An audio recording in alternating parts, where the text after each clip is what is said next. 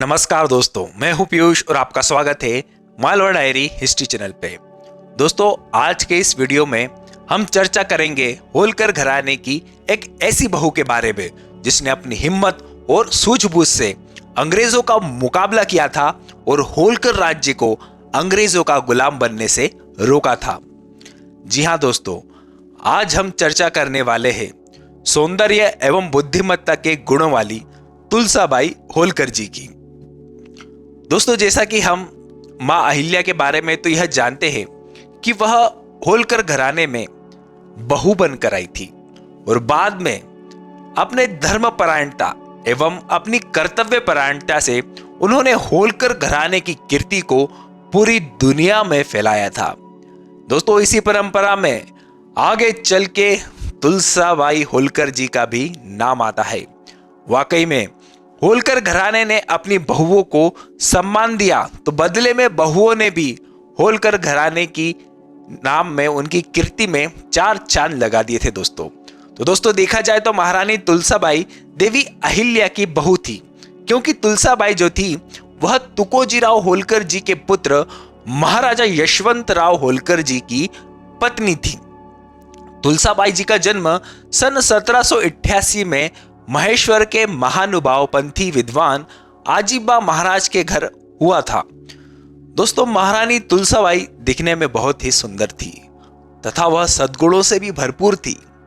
तो महाराजा यशवंतराव होलकर जी को उनसे प्रेम हो गया था और सन 1800 में दोनों का विवाह हो जाता है।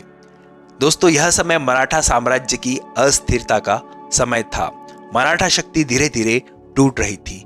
गायकवाड़, शिंदे, भोसले या फिर पुणे के पेशवा ही क्यों ना हो, अब वह एक दूसरे को अपना मित्र कम ही मान रहे थे।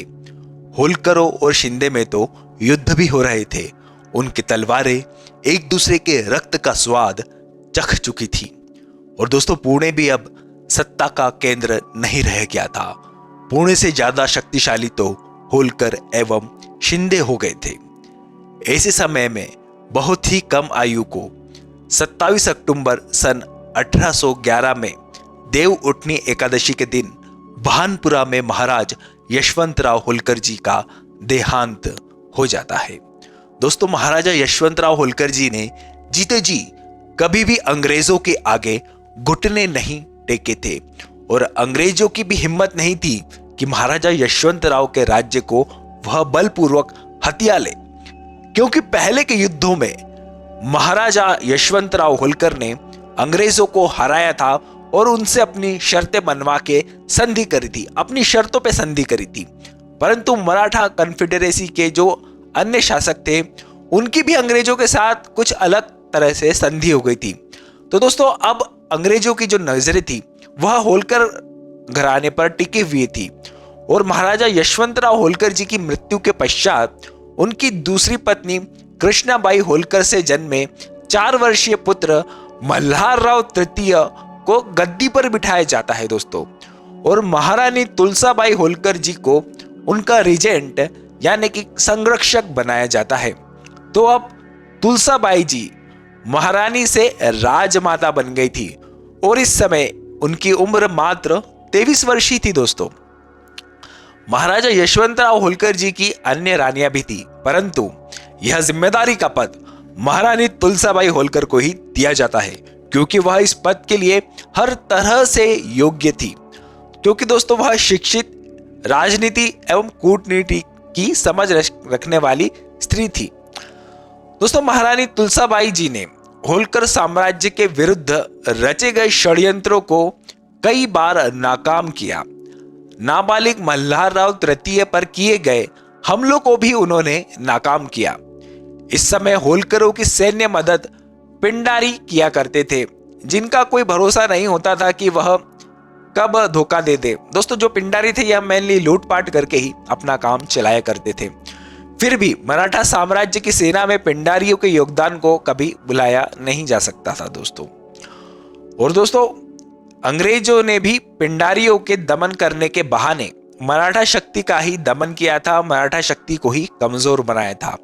लॉर्ड हेस्टिंग तो पिंडारियों का समूल नाश करना चाहता था। अब ऐसे ही होलकर सेना के दो सामंत अमीर खान और गफूर खान पिंडारी थे और इन्हीं के कारण आगे चलकर होलकरों की हार भी हुई थी।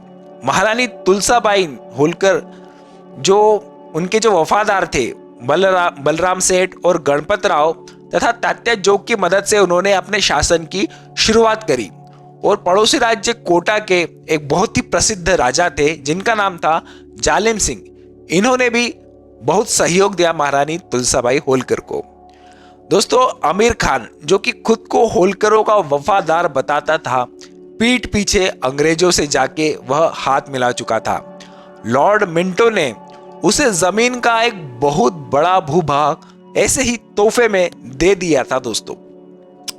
और अंग्रेज चाहते थे कि मराठा आपस में ही लड़कर कमजोर हो जाए, कभी एक ना हो पाए। तो उन्होंने दौलतराव सिंधिया जो थे उनसे भी उनको प्रोत्साहन दिया और कहा कि होलकर के प्रदेशों पर हमला करो और उन्हें हड़प लो। तो दोस्तों जब यह हमले हुए शिंदे के द्वारा, तब युवा तुलसाबाई जी एवं जो बाल्यावस्था में ही थे अभी मल्हारराव तृतीय, वह अपनी जान की रक्षा के लिए इधर उधर यहाँ वहां भटकते रहे। दोस्तों माना कि होलकरों की सैन्य शक्ति कुछ समय के लिए कमजोर हो गई थी, परंतु फिर भी जब पुणे के पेशवा ने उनसे मदद मांगी, यानी कि तुलसाबाई होलकर जी से मदद मांगी, तो तुलसाबाई जी ने उन्हें सैन्य सहायता भिजवाई थी और बदले में पेशवा जी ने भी उन्हें आर्थिक सहायता, ऐसा कहते कि 1 लाख रुपए भिजवाए थे। दोस्तों लॉर्ड हेस्टिंग ने कर्नल टॉड को यह आदेश दिया था कि वह होलकर के मंत्री गणपत राव और तात्या जोग के माध्यम से अंग्रेजों से संधि करने के लिए महारानी तुलसाबाई जी को विवश करे, जैसी संधि शिंदे जी ने होलकर अंग्रेजों से की थी।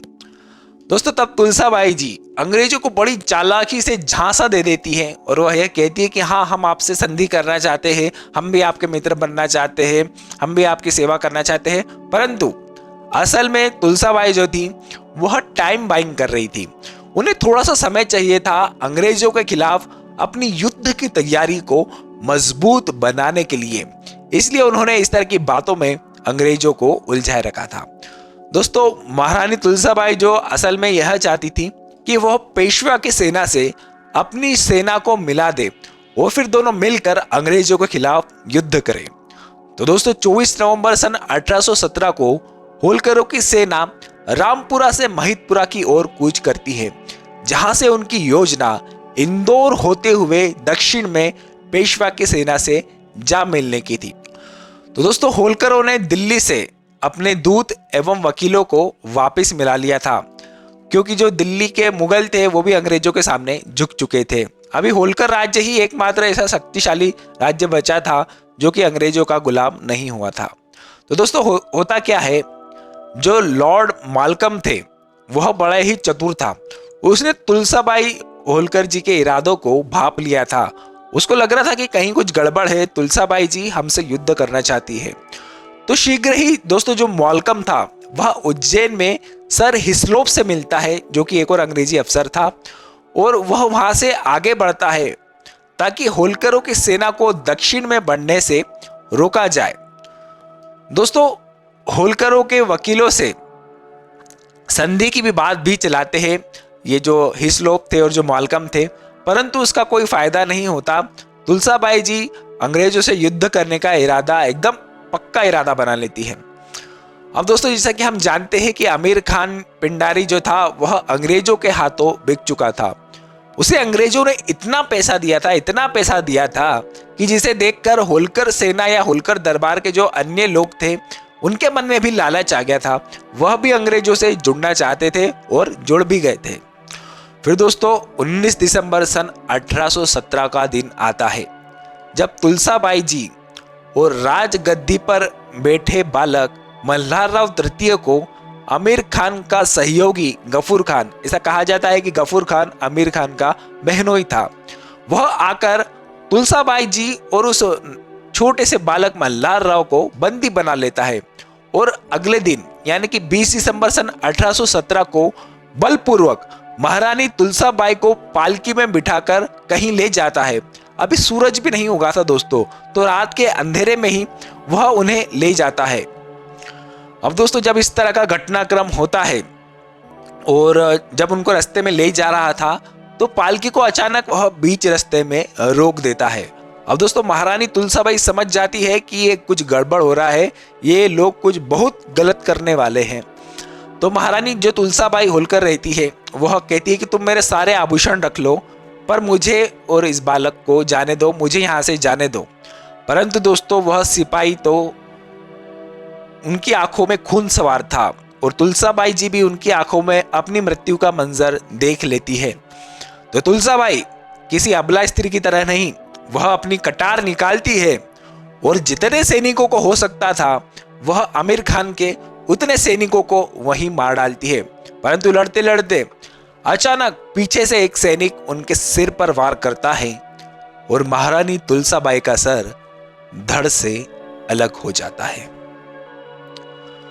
और दोस्तों इस तरह इस शूरवीर नारी का अंत होता है। परंतु दोस्तों दुर्भाग्य की बात यह थी कि उनके पार्थिव शरीर को हिंदू रीति रिवाजों के अनुसार अंतिम संस्कार भी नसीब नहीं हुआ था। दोस्तों लगभग 6 वर्षों तक होलकर राज्य को निष्ठापूर्वक चलाने वाली महारानी तुलसाबाई जी एक वीर, समझदार, सुंदर एवं पतिव्रता नारी थी। महारानी तुलसा देवी मां अहिल्या के जितनी महान तो नहीं थी, इतिहास में उनका नाम इतना तो नहीं है, परंतु फिर भी वह सदा मां अहिल्या के आदर्शों पर ही चलती रही।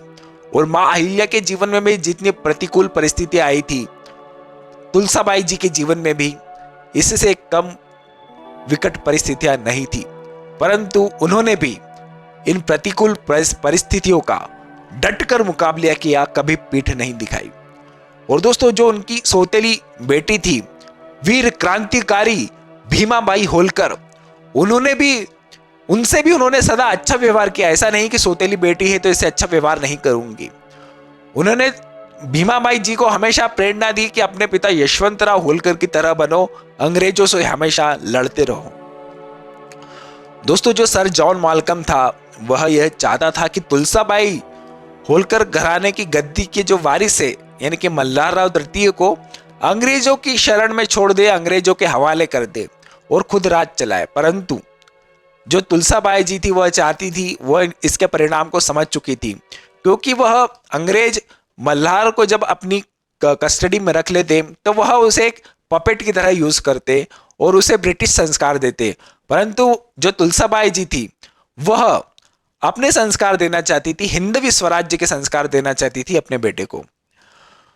और दोस्तों आज भी उज्जैन महिदपुर मार्ग पर बसा तुलसापुर गांव महारानी तुलसाबाई की याद हमें दिलाता रहता है। तो दोस्तों आज की वीडियो में इतना ही, फिर मुलाकात होगी आपसे नेक्स्ट वीडियो में। तब तक के लिए आप अपना ध्यान जरूर रखिएगा और आपके सुझाव, आपको वीडियो कैसा लगा हमें कमेंट में जरूर बताइएगा।